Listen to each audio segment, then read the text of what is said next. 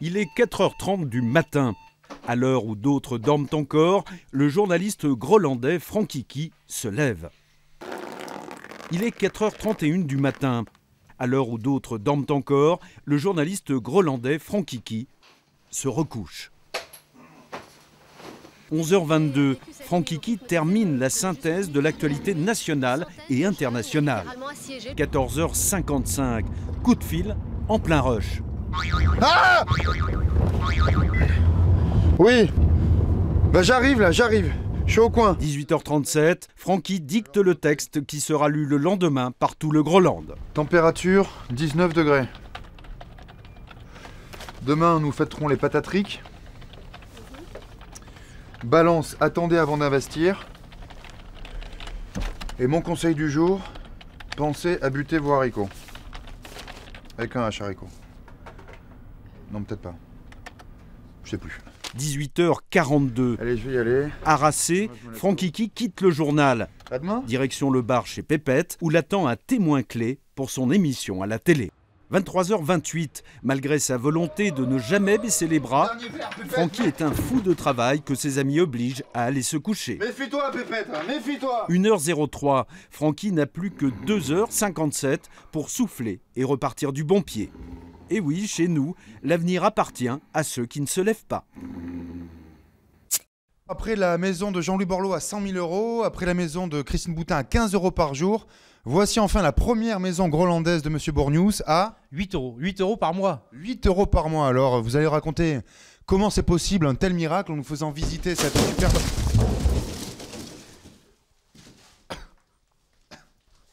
Alors tout va bien, Jules Édouard. Je vous remercie puisque je vous rappelle que cette maison est exclusivement conçue en polystyrène et en paille, hein, c'est ça? Ouais, c'est ça, ouais. C'est de la merde, quoi. C'est ça. Alors, en tout cas, une bonne façon pour les pauvres hein, de pas trop s'habituer à un domicile fixe. C'est ça même. Francky qui est pour bienvenue au Groland. Je me trouve à quelques mètres du palais présidentiel, hein, au siège de l'opposition grolandaise. Une opposition qui joue son rôle de contrepoids politique nécessaire à toute démocratie. Pardonnez-moi, Francky, mais le bureau est vide. Elle est où, l'opposition, là? Pour la plupart dans le gouvernement de notre président et pour les autres, ben ici. Une seconde, excusez-moi. Madame, s'il vous plaît. Vous pouvez venir?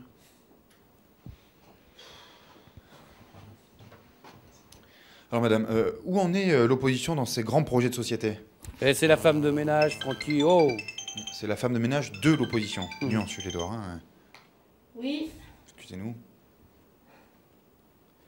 Merci, Monsieur le Président. Merci. Je viens d'être nommée secrétaire d'État des femmes de ménage. Je rentre au gouvernement. Félicitations. Salut, hein. Voilà, Jules Édouard, hein, la vraie force de notre président, savoir s'entourer des talents de notre présipoté. De tous les talents. Excusez-moi. M'en doutais un peu, hein. C'était temps qu'on reconnaisse mon talent ailleurs dans ce pauvre JT. Francky, qui j'écoute? Maman? Non, mais je suis en direct, là. Oui, je ramène du pain. Du papier toilette, je sais. Je te laisse. Moi aussi. Bisous. Bisous. Francky qui, stagiaire à vie, en direct d'un bureau vide. À vous, Jules Édouard. Crise des formations, avenir bouché. Il est aujourd'hui de moins en moins facile de trouver un emploi stable. En direct de la rue, nous retrouvons notre stagiaire permanent, Francky. Tu t'étais vraiment chié dessus? Francky, vous êtes à l'antenne.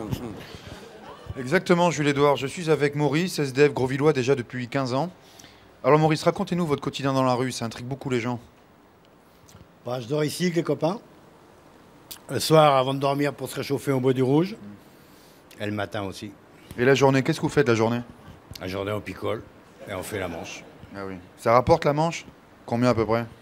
Entre 30 et 50 €. 50 €? 50 €, vous entendez, Jules Édouard? Vous êtes freelance, vous, en plus? Enfin, vous n'avez pas de patron, pas d'heure de bureau, vous aurez toujours du travail. Tant qu'il y a des trottoirs et des feux rouges. Eh oui. Et vous recrutez? Non, parce que j'ai un CV. Et j'ai déjà une expérience de précaire, hein, quand même. J'ai été étudiant, ça fait 8 ans que je suis stagiaire. Ça va pas, mais quel exemple vous donnez aux jeunes qui nous regardent? Ben, qu'il faut se bouger le cul, comme dit notre président, voilà. Hein, passer une formation, passer des tests d'embauche, c'est ce que je fais, Jules Édouard. C'est ce que je fais, voilà. Francky qui en direct du centre de formation des précaires. À vous, Jules Édouard. Tiens, mais ça aussi, je peux le rajouter à mon CV, j'aime le rouge. Donc un bon gars. Finalement, vous le voyez, l'avenir des jeunes n'est pas bouché, mais bien bouchonné. Je suis à côté de Martial Foulambert. Martial, bonjour. Bonjour. Martial est un paysan grolandais moderne, puisque Martial, tout comme les Chinois, vous provoquez vous-même vos pluies pour arroser vos champs, c'est ça? Exact, sauf que les Chinois ils balancent des produits chimiques qui polluent. Ma pluie à moi, elle est excellente pour les cultures. Très bien, donc vous allez nous faire une petite démonstration, Martial? Quand vous voulez. Allez, on voit ça alors. Alors, Ça, c'est votre jerrycan. c'est mon jerrycan à vapeur de pluie. Remplissez, ok. Voilà. On sort l'entonnoir. Eh ben, à vous l'honneur. Plaisir, j'allume. Voilà. Attention. Hop.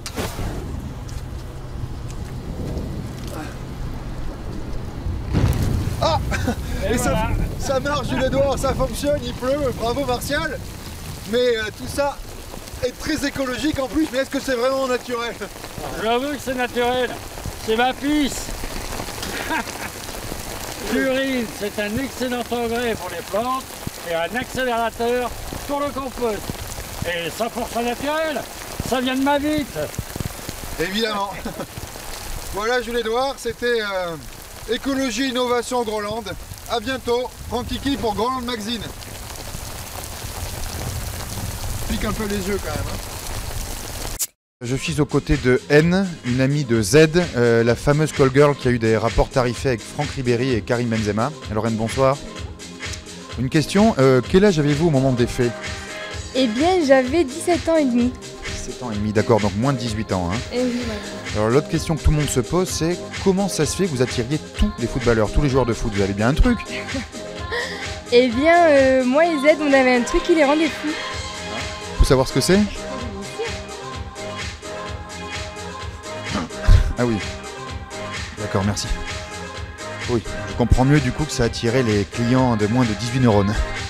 Franck Kiki pour Groland Magazine. Les personnes de forte constitution comme Monsieur de Souza ici présent doivent maintenant payer le double du prix normal s'ils veulent voyager. Ce qui est une véritable catastrophe financière pour ceux qui voyagent régulièrement. Merci. Et la deuxième mesure, Francky, quelle est-elle? Eh bien, les personnes obèses prennent 2 sièges, donc on leur sert 2 plateaux repas, hein, pour les faire grossir encore plus. Comme ça, bientôt, ils paieront le prix de 3 places. C'est vraiment des enculés sur Air Groland. Hein. Franck Kiki pour Groland Magazine. Vous n'avez pas tout mangé, quand même. Bah, j'ai faim, moi.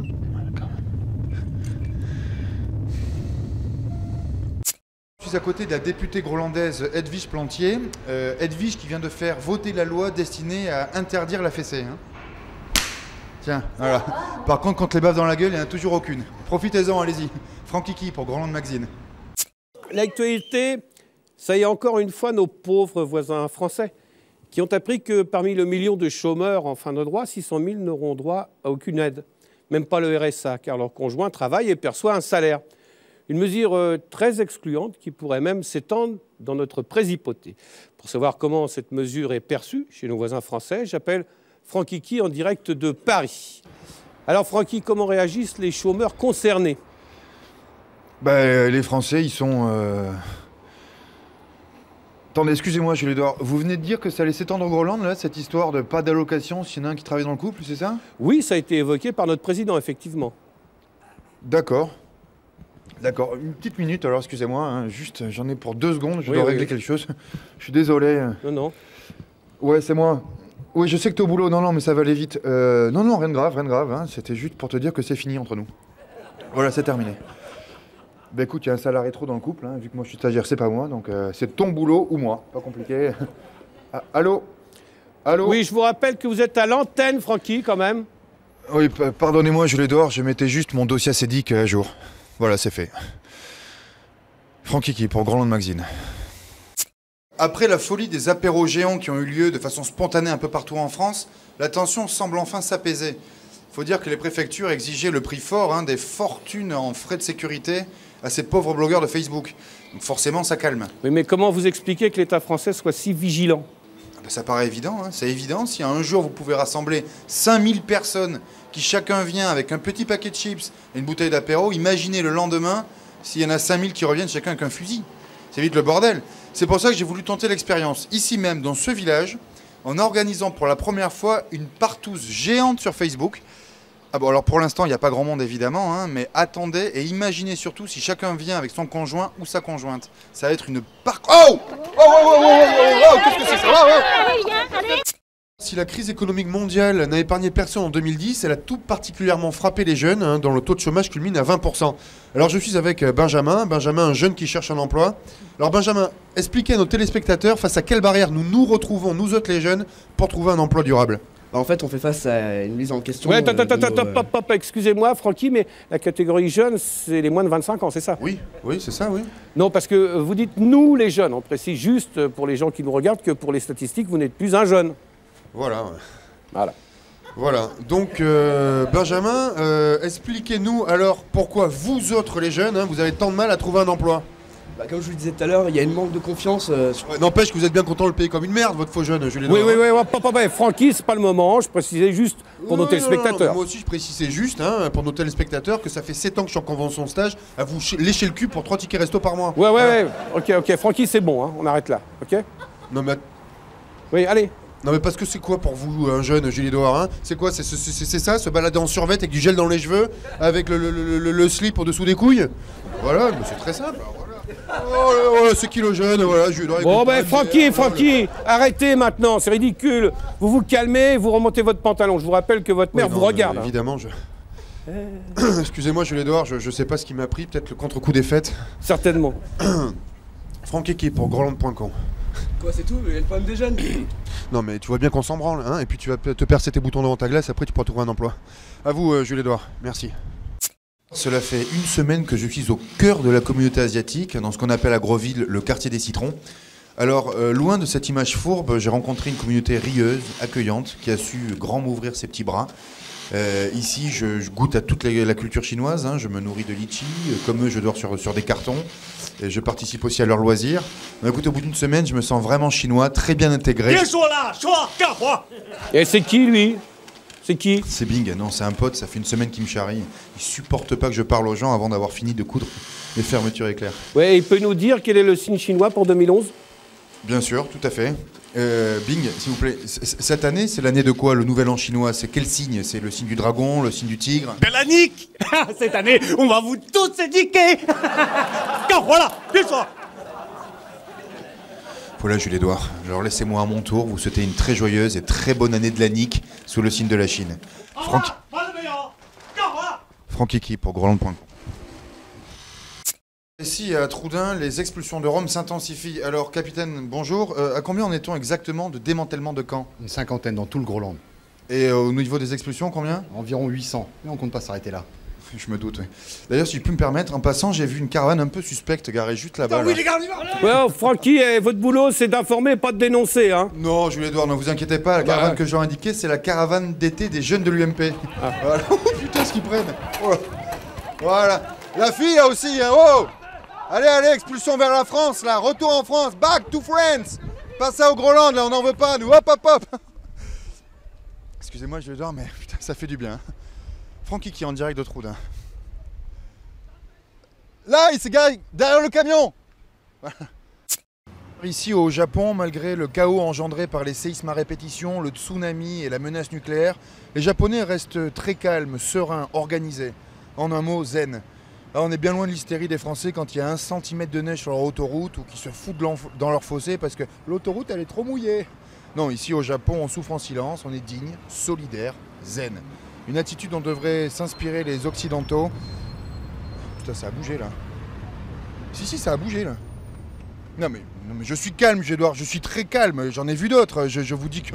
Oh putain, ça rebouge. Oh putain, ça rebouge. Mais putain, mais bouge là! T'as ton tas de merde, avance, enculé là! Allez! Putain, mais ce connard là, il sourit. Son pays il part en chasse d'eau et l'autre il est calme, il sourit. Il me saoule avec leur zen attitude là. Avance, allez! Oh putain, on va tous crever. Ça y est, je vais crever, Jules Edouard, je vais crever. Je voulais vous dire, je vous ai toujours considéré comme une grosse merde et... Ah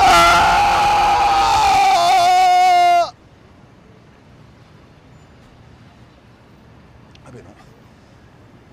Tout va bien, pardon. Franck Eki pour Groland.com en direct de Tokyo.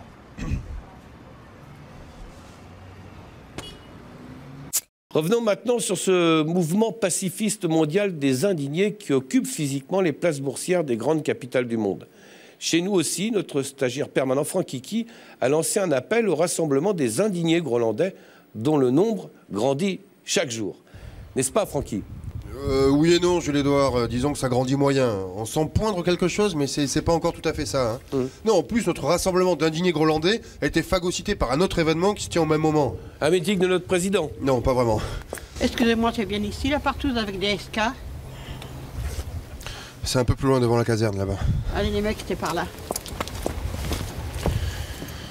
Voilà, Jules-Édouard, ici, on ne s'indigne pas, mais on s'en branle. Faut dire qu'au Groenland, la bourse n'existe pas, donc en effet, on s'en branle. Franck Kiki pour Groenland.com, à vous Jules-Édouard. Merci d'être resté. De toute façon, je bande plus.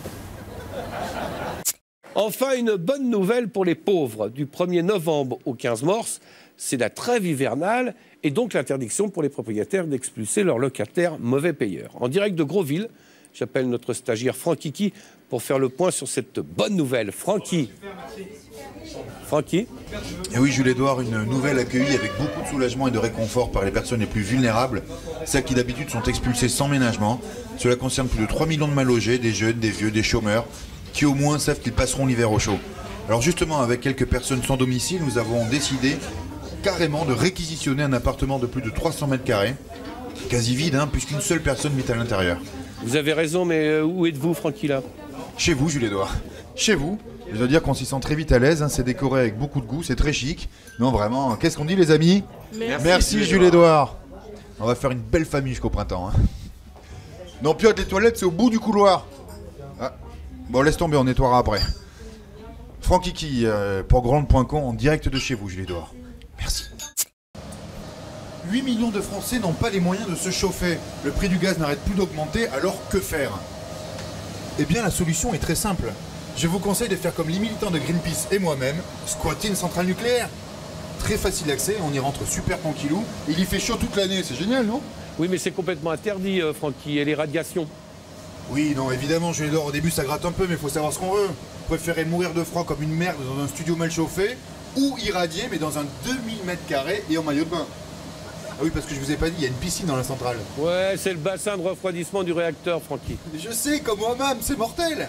Alors, n'attendez plus, rendez-vous vite sur Internet pour trouver le site nucléaire le plus proche de chez vous. Il y a plus de 58 sites rien qu'en France, ça vous laisse le choix. Voilà, quant à moi, je vous laisse. Je vais faire quelques longueurs. D'ici là, bon hiver et bonne survie. Franck Kiki pour Groenland.com, à vous Jules-Édouard. Viens, on va se baigner. Tu vas voir, elle est super chaude.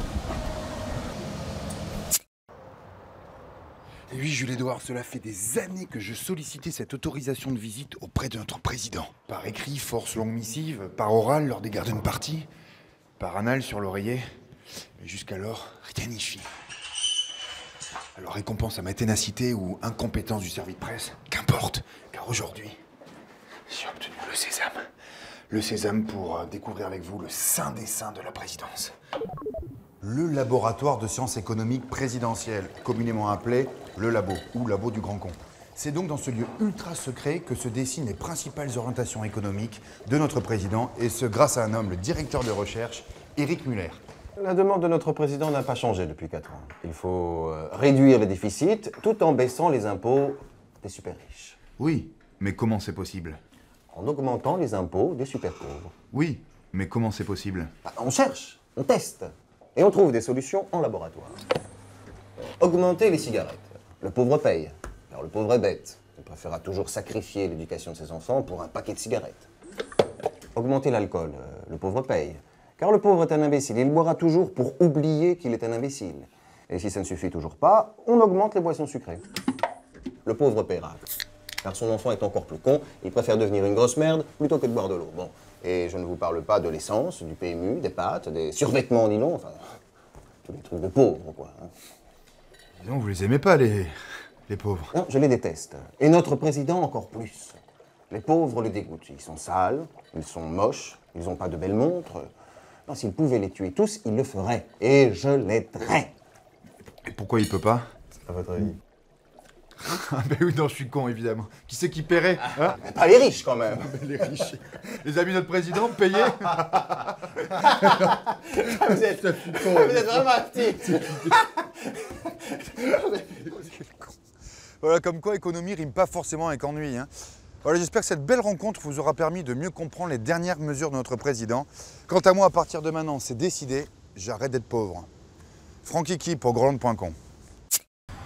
Faute de moyens, un Grolandais sur 2 ne partira pas en vacances cet été. Une décision stupide puisqu'il est tout à fait possible de partir sans dépenser le moindre centime. Explication. Alors, comment s'offrir des vacances gratuites? C'est très simple. Il suffit d'abord de vous connecter sur Facebook et taper la phrase suivante. Je pars du 7 au 30 juillet au Maroc et vous. Voilà, ça s'appelle le pitching, la pêche au con. Maintenant, il n'y a plus qu'à attendre que ça morde.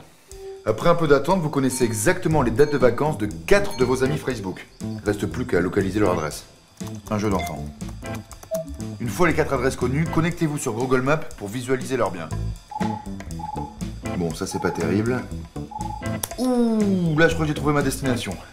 Ah, il y a même une piscine. Allez, c'est parti. Dernière étape, les propriétaires sont partis ce matin. Il est grand temps d'investir notre lieu de villégiature. Allez, allez, allez. Allez, entre chérie, va t'installer, va t'installer. Allez, papa, maman, mettez-vous à la suite. Le papa, belle maman. Oncle Marley, tata Ginette, zou. Et voilà le travail, alors elle est pas belle la vie, hein?